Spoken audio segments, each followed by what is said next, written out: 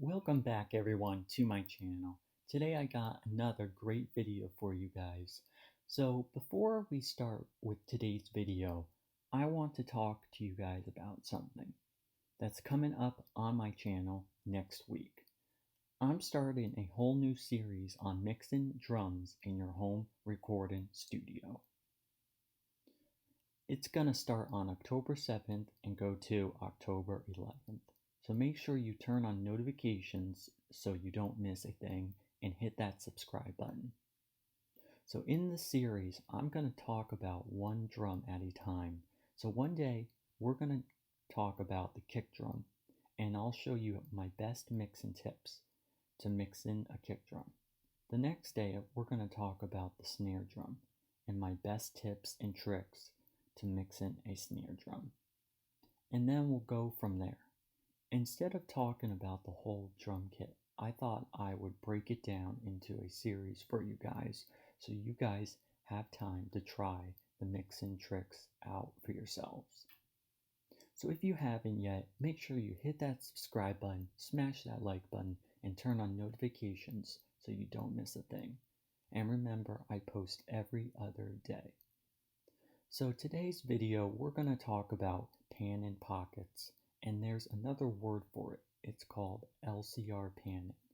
Now, can you guess what LCR Panning stands for? If you know, leave a comment down below.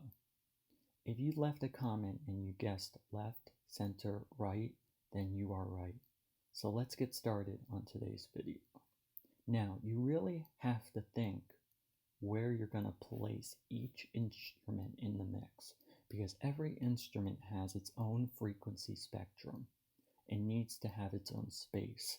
If you just leave your panning knobs alone and not touch them, then all your instruments are going to be overlapped and sound muddy and crushed in your mix. You see, when you mix, either it's with panning, EQ, compression, reverb, or even delay, one of the goals to mixing that you're trying to do is get space. It's your mix space in one of the goals.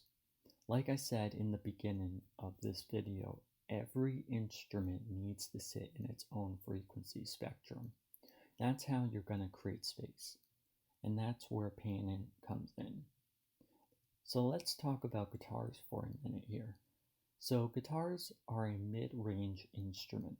So you're going to want them out wide, because if you have them just sitting in one spot through the whole mix, what's going to happen is it's going to cover up a lot of other instruments in your mix and frequencies. So let me tell you what's going to happen if you have your panning knobs just in the center and not touching them. Here's a few things. I'll put them up on the screen so you guys can read them too and write them down. You guys are going to want to write these down. These are going to be useful for you guys. So number one, it will cover up other instruments. You want to be able to hear all of the instruments in your mix. That's where panning comes in, so you don't cover up other instruments. Number two, it will be harder to mix your song. It's true. Once you start using EQ, it will be a lot harder to place your instruments in the frequency spectrum, because everything is going to cover up and overlap because you didn't pan your instruments. Your mix will sound muddy, which is number three. It's also true. Your mix will sound muddy because everything is going to be overlapped and onto one another. You will fight for the mix to come together. Number four, you will sit there for hours to create space in your mix with EQ if you don't use panning. All of these you want to avoid, and you can avoid them by using your pan knobs. You just need to know how. So now I'm going to give you guys some tips on how to use your pan knobs so you guys can avoid having a muddy mix. So you guys can have a mix with punch, clarity, and space that you're looking for and that we all want. So here's a few tips to use in panning. In the verses, pan your guitars at 50%. Then when it comes to the choruses, use panning automation. To bring your panning knobs out wide to 100%, and like I talk about all the time, this will also create dynamics for you. Number 2, pan your background vocals out wide when it comes to the choruses, and use panning automation to do that. Number 3, pan your vocal harmonies in different places in the verses, and then when it comes to the choruses, again, use panning automation to pan the vocal harmonies in a different spot, and again, you will create dynamics. Number 4, pan two instruments that sound the same but are different instruments. So let's say you use a synth pad and you have strings. What you're going to do is pan the two instruments so you get that space we're talking about. Number 5, let's say you have a tambourine and you have a shaker and they're playing the same rhythm. Both instruments, pan them both. Also a tambourine. It's a great instrument to get in an energy lift in your mix. If you haven't seen my video on giving your mix an energy lift, make sure you check that video out. I'll leave the link in the down below for you guys. Number 6, here's another one on tambourines and shakers.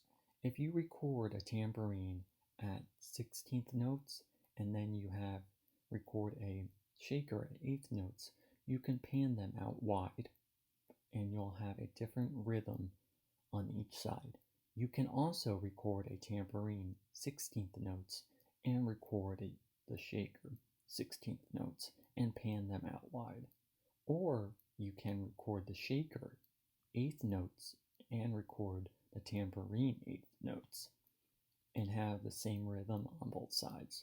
So do what sounds good for you guys and what's gonna fit your mix. So just remember, there's so much you can do. To create space in your mix, just remember to try new things. And remember, if you're just starting out, your mixes, they might sound bad at first. I'm sorry, but it's true. But here's the upgrade. Your mixes will get better. All you have to do is just keep mixing and keep practicing and you will get better. Trust me on that.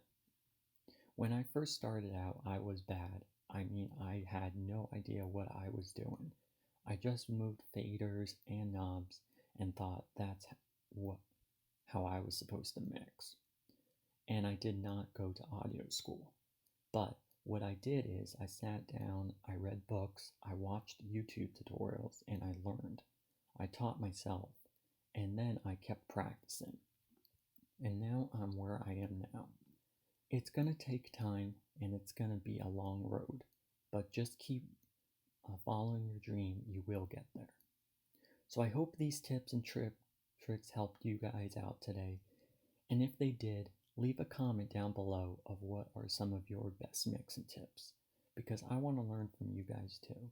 And if you haven't yet, make sure you hit that subscribe button, smash that like button, and turn on notifications so you don't miss a thing. And I just want to take the time to thank you guys for being a part of this channel. And keep making great music, and don't forget that the series starts next week on Monday, the 7th.